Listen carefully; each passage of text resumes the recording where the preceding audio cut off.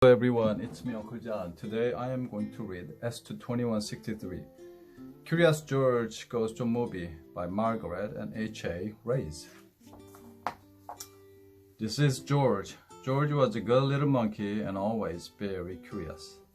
One afternoon, George took a trip into town with his friend, the man with the yellow hat. "Look, George," the man said as they walked by the theater. "The movie we've been waiting to see is here. If we hurry, we can make the next show." "2 tickets, please," said the man with the yellow hat.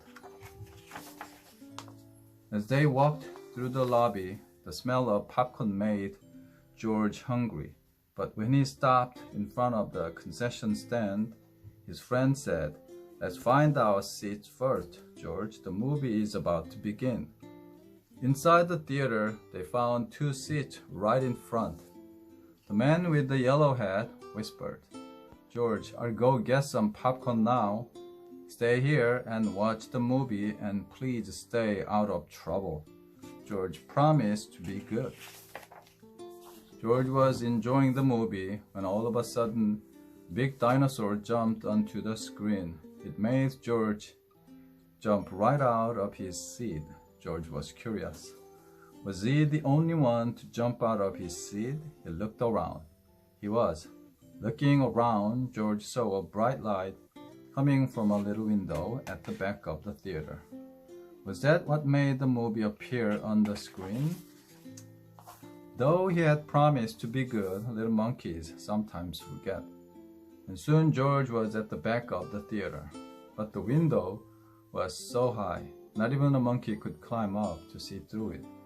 Usually there's a room behind the window, thought George.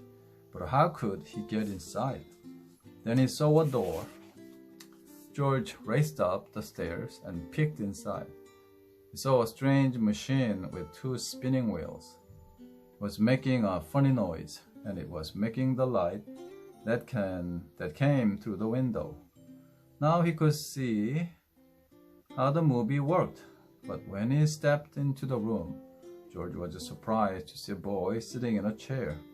The boy was surprised to see a monkey standing in his room. In fact, the boy was so surprised he jumped right out of his seat and knocked the wheels right off the machine. Downstairs in the theater, the audience began to shout and stomp their feet. They wanted to watch the movie. But the movie was all over George. George felt awful. The movie had stopped, and it was all his fault.